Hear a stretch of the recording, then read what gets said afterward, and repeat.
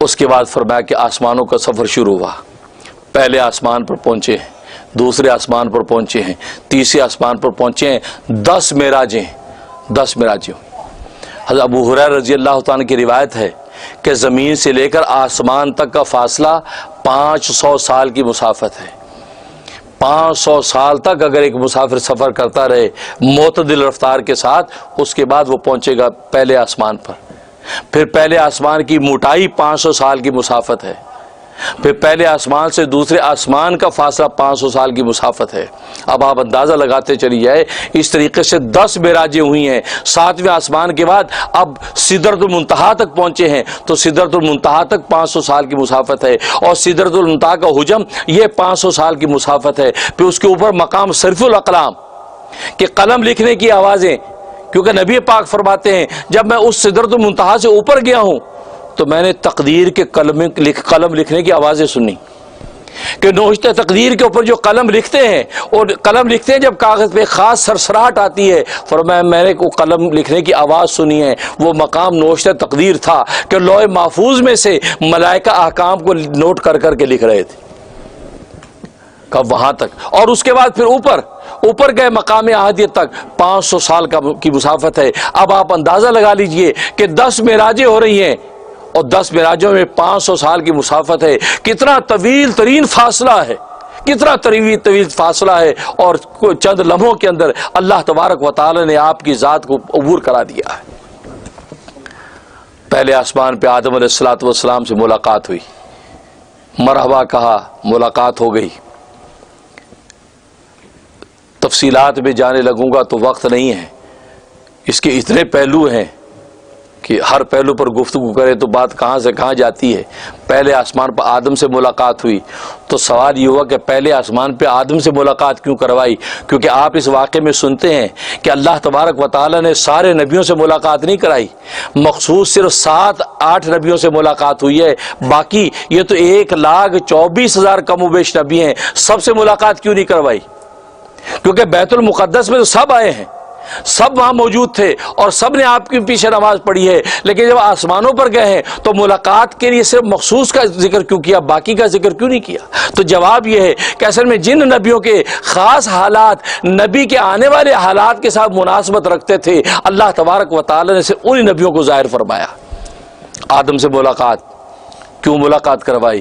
اس لیے ملاقات کروائی, ایک تو یہ کہ وہ ابو الانبیاء ہیں, وہ نبیوں کے باپ ہیں, ابو الانبیاء ہیں, اور انسانوں کے باپ ہیں, اور انسانیت کی اصل ہیں. اس لیے سب سے پہلے اصل سے ملاقات کروائی کہ یہ وہ آپ کی اصل ہے.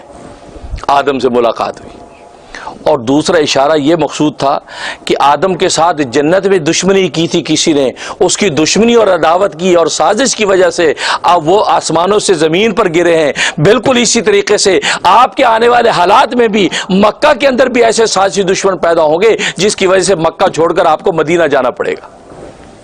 تو گویا کہ ہجرت کا جو ایک اشارہ دے دیا, جیسے ان کو آسمان سے زمین پہ ہجرت کرنی پڑی تھی دشمن کی شیطان کی وجہ سے, اسی طریقے سے دنیا کے اندر دشمن کے شیطان کے جو کارندے ہوں گے ان کی وجہ سے آپ کو بھی مکہ چھوڑ کر مدینہ سے ہجرت کرنی پڑے گی. لہذا وہی ہوا کہ آپ نے مکہ چھوڑ کر مدینہ ہجرت کی, اور ان دشمن جو کون تھے, ابو جہل تھا, عتبہ تھا, شیبہ تھا, یہ سب شیطان کے جو پیروکار بنے تھے, ان کی وجہ سے آپ کو بھی اپنا وطن معروف چھوڑنا پڑا. یہ اشارہ مقصود تھا. دوسرے آسمان پر پہنچے ہیں, عیسیٰ علیہ السلام سے ملاقات ہوئی, فرمایا ان سے میری ملاقات ہوئی, اور وہاں یحییٰ علیہ السلام بھی موجود جو ان کے خالہ زاد بھائی ہیں, ان سے ملاقات ہوئی. اب عیسیٰ علیہ السلام سے ملاقات کیوں کروائی؟ اس میں اشارہ یہ تھا کہ یہ وہ عیسیٰ ہیں, کیونکہ آپ جانتے ہیں کہ عیسیٰ علیہ السلام قرب قیامت میں تشریف لائیں گے, اور قرب قیامت میں تشریف لا کر اور دین محمد کے پرچم کو بلند کریں گے, اور پوری دنیا کے اندر دین اسلام کے پرچم کو اونچا کر دیں گے. دجال کو قتل کر دیں گے، خنزیر کو قتل کر دیں گے اور صلیب کو توڑ دیں گے اور اسلام کا پرچم بلند کر دیں گے۔ اور وہ وقت ہوگا کہ جس کے بارے میں حدیث میں فرمایا کہ لا یبقى علی الارض بیت مدر ولا وبر الا ادخلہ اللہ کلمۃ الاسلام بعز عزیز وبذل ذلیل۔ ایک وہ وقت آئے گا روئے زمین میں کوئی کچا اور پکا گھر ایسا باقی نہیں رہے گا مگر یہ کہ اللہ اس میں اسلام کا کلمہ داخل کر کے چھوڑیں گے، بھلے خوشی سے کوئی قبول کرے یا مجبوری سے قبول کرے، لیکن اسلام کے کلمے کو ساری انسانی قبول کر لے گی۔ وہ عیسیٰ علیہ الصلوۃ والسلام کو وہ دور ہوگا، تو چونکہ ان کے ذریعے سے دین محمدی کی نصرت ہونی تھی، اور یہ عیسیٰ علیہ الصلوۃ والسلام وہ نبی ہیں کہ جنہوں نے دعا کی تھی کہ اے اللہ مجھے موقع دے دے کہ محمد صلی اللہ علیہ وسلم کی میں نصرت کروں، جو کہ قرآن کریم میں اللہ تبارک و تعالی نے سارے نبیوں سے عہد لیا تھا، اے نبیوں تم سارے یہ عہد کرو کہ جب وہ محمد آ جائے گا تو لَتُؤْمِنُنَّ بِهِ، تم سب کے سب ضرور بضرور اس محمد پر ایمان لاؤ گے، وَلَتَنْصُرُنَّ، اور تم ضرور بضرور اس کی مدد کرو گے۔ اللہ نے نبیوں سے پہلے سے عہد لیا کہ محمد آ جائے تو اگر تمہارے زمانے میں آ جائے تم اس پر ایمان نہیں بھی لانا اور تم اس کی نصرت بھی کرنا۔ تو حدیث میں آتا ہے کہ سارے نبی دعا کرتے رہے کہ ہمیں یہ شرف مل جائے، ہم ایمان تو محمد پر لے آئے ہیں لیکن محمد کا زمانہ مل جائے ہم اس کی نصرت اور مدد بھی کریں گے۔ کسی کے حق میں دعا قبول نہیں ہوئی، عیسیٰ علیہ الصلوۃ والسلام کے حق میں دعا قبول ہوئی کہ ان کو اللہ تبارک و تعالی نے آسمانوں پر زندہ اٹھا لیا اور قرب قیامت میں وہ تشریف لائیں گے اور آ کر وہ محمد صلی اللہ علیہ وسلم کی دین کی نصرت اور مدد کریں گے، یہاں تک کہ دین محمدی پوری دنیا کے اندر چھا جائے گا۔ اس لیے عیسیٰ علیہ الصلوۃ والسلام سے ملاقات کرائی کہ یہ وہ تیرے بھائی عیسیٰ ہیں، یہ بھائی عیسیٰ ہے کہ جس کے ہاتھ پر دین محمد کی نصرت ہوگی۔ اور دوسرا مقصد یہ تھا کہ جیسے عیسیٰ علیہ الصلوۃ والسلام کو یہود کی طرف سے مسائل اور مصائب پیش آئے تھے اور یہود نے آپ پر جو ہے کیچڑ اچھالا تھا اور آپ کو تکلیف ایذائیں دی تھی، اشارہ یہ کر دیا اے محمد آپ کی بھی یہ حالت ہوگی کہ یہود کی طرف سے آپ کو تکلیف و ایذائیں پہنچے گی جیسے عیسیٰ کو پہنچی، جیسے عیسیٰ کا وہ کچھ نہیں بگاڑ سکے اور عیسیٰ کا سر بلند ہوگا، بالکل اسی طرح محمد یہ یہود اپنی ایذاؤں سے تیرا کچھ نہیں بگاڑ سکے، تیرا پرچم ہی بلند ہوگا۔ یہ مقصود تھا۔ اور تیسرے آسمان پر پہنچے ہیں تو حضرت یوسف علیہ الصلوۃ والسلام سے ملاقات ہوئی۔ یوسف علیہ الصلوۃ والسلام سے ملاقات کیوں کروائی؟ اس لیے ملاقات کروائی کہ ایک تو یہ بتلانا مقصود تھا جیسے یوسف کے اپنے بھائیوں نے اس کے خلاف سازش کر کے اس کو کنویں میں ڈالا اور در بدر کر دیا، ایسے ہی یہ مکہ کے تیرے قومی بھائی ہیں، تیری قوم برادری کے لوگ ہیں، یہی تیرے ساتھ دشمنی کریں گے یہاں تک کہ تو مکہ چھوڑ کر مدینے جانے پر مجبور ہو جائے گا۔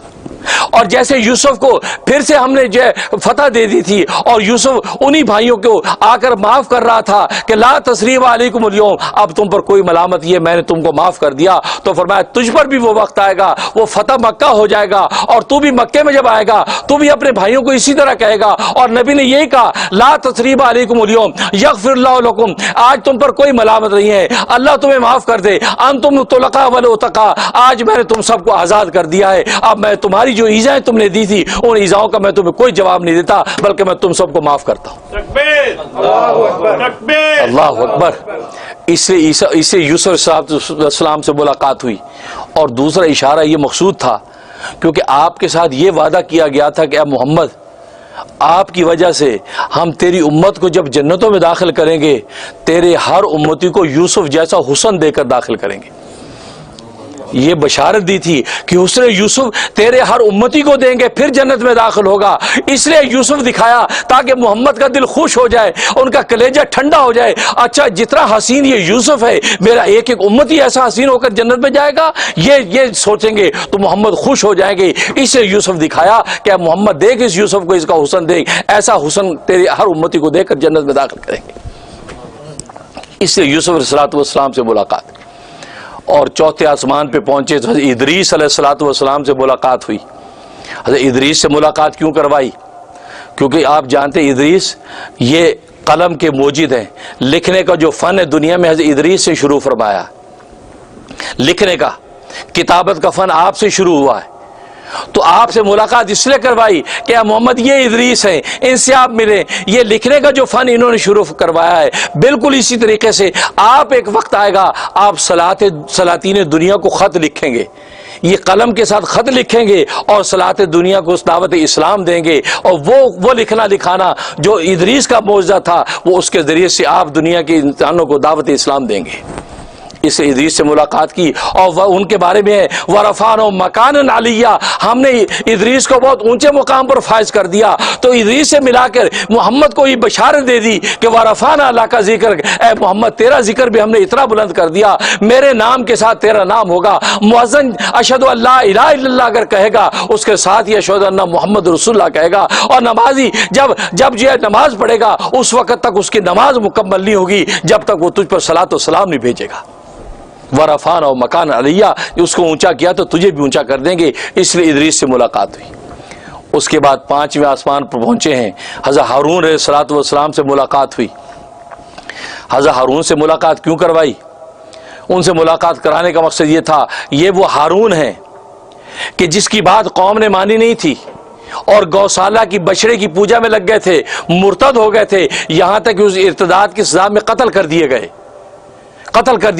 اسی طریقے سے محمد تیرے نہ ماننے والے جو تجھ سے منہ پھیریں گے تجھے تکلیف پہنچائیں گے ان کو بھی اسی طرح سزا دی جائے گی، وہ بھی قتل کیے جائیں گے۔ لہٰذا وہی ہوا کہ غزوہ بدر کے اندر وہی مکہ والے جنہوں نے آپ کو ایذا و تکلیفیں دی تھی اور آپ کی بات کو مانا نہیں تھا، تو غزوہ بدر میں اللہ تبارک و تعالی نے سب کو قتل کروا دیا۔ ابو جہل قتل ہو گیا، عتبہ قتل ہو گیا، شیبہ قتل ہو گیا، بڑے بڑے سورما قتل ہو گئے۔ تو گویا کہ ہارون کو ملوا کے اشارہ کر دیا جیسے وہاں ارتداد کرنے والے قتل ہوئے ایسے تجھے نہ ماننے والے بھی قتل ہوں گے۔ ہارون سر بلند رہا تھا، اے محمد پریشان نہ ہونا، تو بھی سر بلند رہے گا۔ اس کے بعد 6 آسمان پر پہنچے تو موسیٰ علیہ الصلوۃ والسلام سے ملاقات ہوئی۔ موسیٰ علیہ الصلوۃ والسلام سے ملاقات اس لیے کروائی کہ یہ وہ موسیٰ ہیں کہ جو ملک شام ان کے ہاتھ پر فتح ہوا، ملک شام ان کے ہاتھ پر فتح ہوا ہے۔ بالکل اسی طریقے سے آپ کی بھی حالت یہ ہوگی کہ وہاں ملک شام کے بادشاہ کے ساتھ آپ کی جنگ ہوگی، تو غزوہ تبوک کے اندر اللہ تبارک و تعالیٰ آپ کو بھی فتح دیں گے۔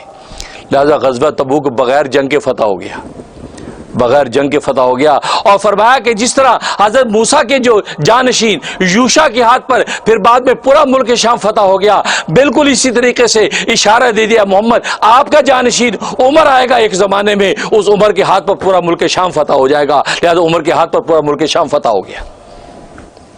اس کے بعد 7ویں آسمان پر پہنچے ہیں، حضرت ابراہیم علیہ الصلوۃ والسلام سے ملاقات ہوئی۔ اور ابراہیم علیہ الصلوۃ والسلام یہ آپ کے جد امجد ہیں۔ سب سے پہلے آپ کی اصل سے ملاقات کرائی کہ آپ کی اصل آدم ہے، اور پھر ابراہیم سے ملاقات کرائی، آپ کی نسل ابراہیم ہے، نسل وہاں سے چل رہی ہے، اصل آدم سے ہے، تو اصل سے بھی ملوا دیا اور نسل کی جو بنیاد تھی اسے بھی ملوا دیا۔ ابراہیم سے ملاقات ہوئی اور فرمایا کہ میں نے جب ان کو دیکھا تو بیت المعمور کے ساتھ ٹیک لگا کے بیٹھے ہیں اور ان کے سامنے چھوٹے چھوٹے معصوم بچے کھیل رہے ہیں۔ تو میں نے جبریل سے پوچھا یہ کون ہے؟ فرمایا کہ یہ ابراہیم جد امجد ہے، ان کو سلام کیجئے۔ مرحبا ہوا، خوش آمدید ہوا، استقبالیہ ہوا۔ اس کے بعد پوچھا یہ بچے کیا ہیں؟ فرمایا کہ یہ مشرکین و کفار اور مومنین کے معصوم بچے جو مر جاتے ہیں وہ ابراہیم علیہ الصلوۃ والسلام کی آغوش میں اس تربیت پا رہے ہیں۔ اس لیے کہ مشرکین و کفار کے جو بچے معصوم مر جاتے ہیں وہ بھی جنتوں میں داخل ہوں گے، وہ جنتوں کے خادم ہوں گے، اور اس وقت وہ ابراہیم علیہ الصلوۃ والسلام کے پاس بیٹھے ہیں، کیونکہ معصوم بچے تو معصوم ہیں، ان پر تو کوئی کفر نہیں ہے، لہذا ابراہیم کی آغوش میں ہیں جن کو امام للناس بنایا۔ اس کے بعد فرمایا کہ 7 منزلیں عبور کرنے کے بعد 8 سدرۃ المنتہا پر پہنچے ہیں۔ سدرۃ المنتہا پہ جب پہنچے تو یہ 8ویں معراج تھی۔ 8ویں معراج کا مقصد کیا تھا؟ 8ویں معراج کا مقصد یہ تھا کہ 8ویں معراج کا سے اشارہ کر دیا تھا کس طرف؟ وہ اشارہ کر دیا فتح مکہ کی طرف۔ جس طرح یہ 8ویں معراج محمد تمہیں ہم کرا رہے ہیں، اسی طریقے سے 8 ہجری آئے گا، اس 8 ہجری میں پورا مکہ فتح ہو جائے گا۔ لہذا 8 ہجری میں مکہ فتح ہو گیا۔